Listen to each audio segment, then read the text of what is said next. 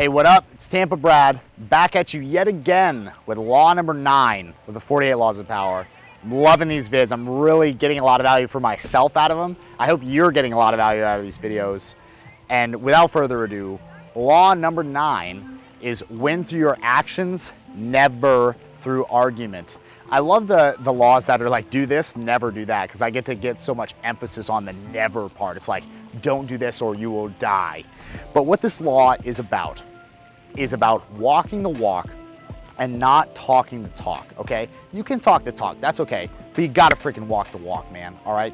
When I was going through this chapter in the book, it really brought back some memories for me. What I related to most about this, and I'm sure this will strike a chord with you as well, is in my life I have had certain experiences wherein I saw a bunch of people standing around, milling over, conversating over a decision that just had to be made, okay? A decision just had to be made and action needed to be taken in order to remedy a situation or achieve an outcome. And the group of people seemed to just stand there and couldn't come to a freaking decision, okay? I wanted to say the F word, but I'm trying to censor these a little bit.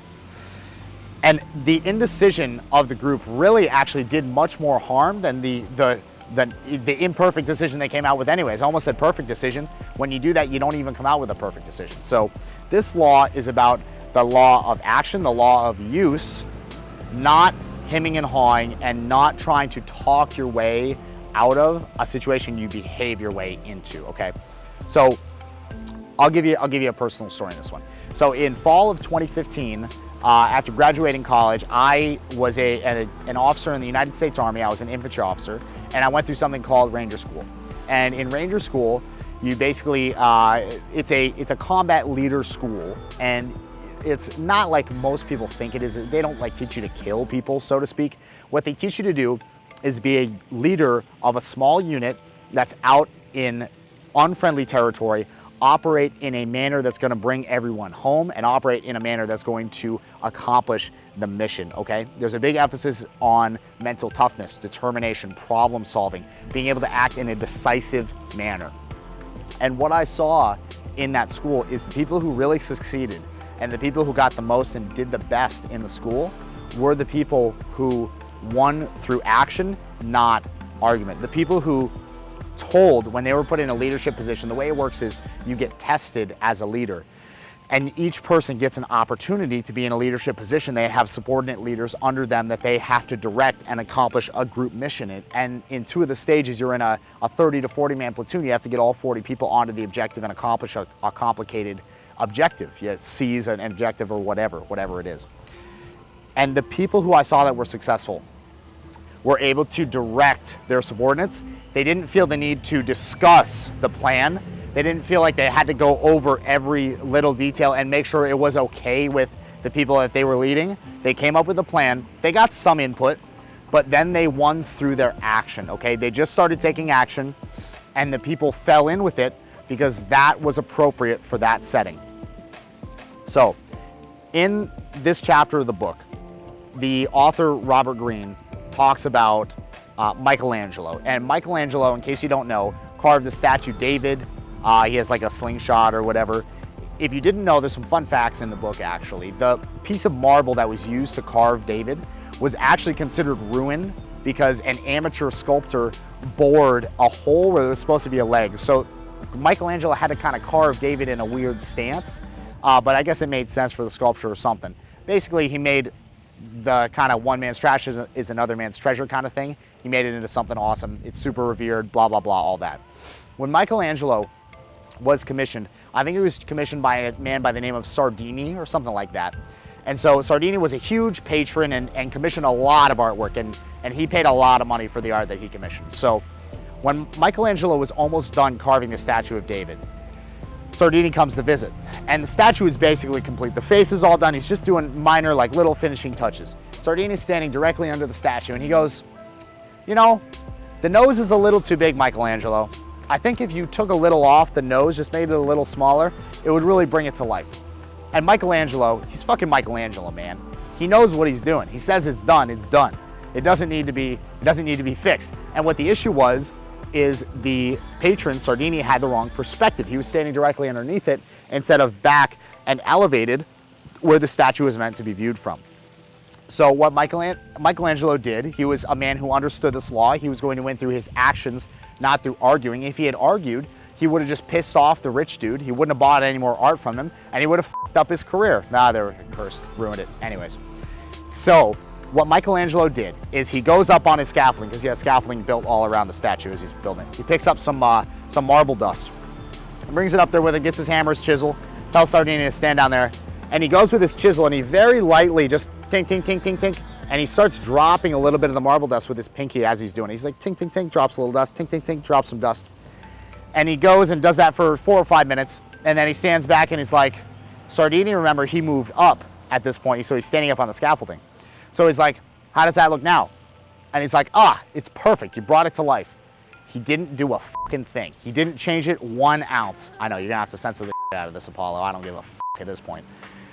He didn't do anything, but what he did is he understood this law. He won through his actions. He just took action. He understood, look, he did some rapid calculations in his mind, and you need to internalize this. If you're really gonna get any value out of this video, you need to internalize this point that I'm about to make.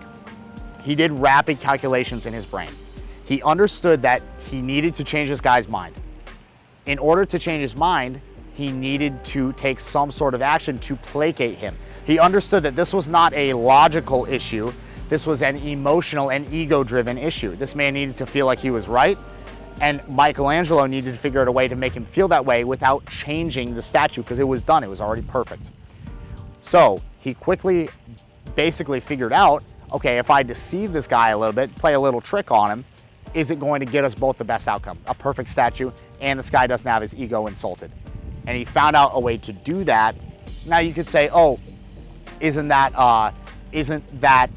distrustful of him? Isn't that ingenuine of him? Sure, yeah, but didn't he accomplish the end outcome? And isn't David a revered statue that doesn't have a fucked up nose? Yes. So there's a lot of situations that you're going to run into in life to where action is required, and you don't have time to sit and hem and haw about what the perfect action is, okay? There's a lot of this has to do with understanding social dynamics and understanding when you can push back and maybe argue a little bit or try to prove your point with someone. Excuse me. And there are other situations to where you just need to take action. You need to not press an issue with someone who's in a situation where they're not to be trifled with, like the situation Michelangelo was in. And really this is about the law of use, the law of using the sum of your knowledge, not just hoarding it, okay? When you're in a situation, if you have to sit and think about what you're gonna do, and people are looking at you, expecting you to make something happen, you're probably doing the wrong thing. I would say 99% of the time, that's the wrong thing. Sitting and thinking about it is not the correct action. And you can say, well, oh, from my perspective it is or it isn't. We all know on an intuitive level, and this is very woo-woo, and I apologize if you're not into the woo-woo stuff. I'm not really myself, but it really plays itself out. We all know on an intuitive, deep level, because our brain is such a good calculation machine subconsciously, without us even being aware of it, it's constantly calculating everything around us, and it's super smart. So the subconscious is constantly making value decisions and giving you impulses on what you should be doing. Some people call that your consciousness, some people call it your soul, some people would call it God. They would say that like God speaks through you in that way or whatever. You know, you can take whatever perspective you like. I see it as the brain being an extremely powerful calculation machine, and it's doing more math than you can even conceive of. And so it's constantly giving you these impulses of, oh, I should do this. Oh, I should not do that. I should not be around this person. This person rubs me the wrong way. This person, you know, seems very likable. I like them. I instantly have some sort of feel a connection with them. That's your subconscious mind and your intuition, which this law actually is basically about. It's about learning to listen to your intuition and take action on it. And regardless of what other people will tell you, because this actually, although it sounds like maybe popular opinion, like walk the walk, don't talk the talk, do what your heart tells you to do. who actually does that? Who actually sees the situation and just acts quickly? I don't see anyone doing it. If you see someone doing that, please hit me up on Instagram or something, or send me a message or leave a comment with someone you know that just takes action. I know almost no one. I could probably name 5 people that I see do that consistently. It is so rare. If you can cultivate that quality of winning through your actions, not your words, you will be a winner. Man, I'll tell you, you will go so much further than the people who are sitting around and contemplating things just because you're doing more volume. You just get through more stuff. You just get more things done in a day if you decide. If you're just like, for example, people are like, oh, how did you come up with the name Home Love Construction? I'm out and about, I'm working today, so I'm wearing a Home Love Construction shirt. People say, how did you come up with that name? How do you come up with the logo? I don't know. I just decided and made a logo and made a name, and then my parents and I agreed on it because it was nice and it sounded cutesy, and Gary Vee said put a heart in your logo, so we did it. We didn't overthink it. We literally, it took me like a day, maybe a day and a half to make this, you know, not even like 8 hours, talking like 2 hours over 2 days. Made it, done, changed the name of the company, move forward, build a brand. The speed of your decision making, the speed at which you take action and win through your actions will determine the quality of your life as a whole. This has played out so true for me. Whenever I sit and hem and haw about something and don't just make a decision, I am punished for that. And I assume that you are as well. Even if you're not conscious of it, you're gonna be, life has a funny way of punishing you when you don't take action. If you're not going after the things that you need to be going after, if you're not taking care of the things you need to take care of, life will let you know quickly, very quickly. And man, if you're up on an upward spiral and you stop doing the things that got you there, you will fall off so quickly and you'll just plummet.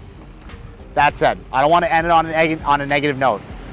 So I know, wait for this truck to go by, I know that you are an action taker. If you're watching this video because you want to take action, it's because you want to improve, it's because you want to build a better life for yourself and those around you by employing these laws. You want to achieve what we call power. You want to get power and do something good with it, right? That's you. Most people that I interact with that are watching this, you know, you're the type of person who wants to accumulate power because you're sick and tired of seeing it being used for things that you don't agree with, for people who just use it for selfish ends that aren't win-win, that things that are win-lose. I know that you want to accumulate power so that you can accomplish win-win situations, right? That's why we vibe. That's why you vibe with me and you're watching this.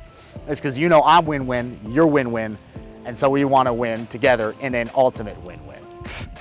So that said, your challenge is, this week, I want you to identify a situation in where you are tempted to sit and hem and haw and just make a decision, take action immediately. That's what this law comes down to.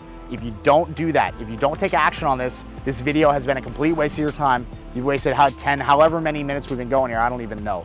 You've wasted that time. You might as well have just given it away, just thrown $100 bills into the wind because you wasted, okay? You can't get it back. You have to take action on this. I have to take action on this. We all do. It's extremely important. If you have not already, another thing that's extremely important is that you subscribe to this channel, all right? It helps me out a ton if I have growing subscribers because it encourages me. And if you're subscribed and you hit that bell button, you're getting notified when I put out new videos. If you're not staying up to date, I'm constantly revising these things in my head. I'm constantly pushing the limits on what's true and what is not true. I'm constantly stress testing these different beliefs. My beliefs may change from the time I do video number 1 to the time I do video number 8, if I'm gonna be honest with you. If you're not staying up to date, you're not getting the most accurate play-by-play, okay? I want you to stay up to date with me.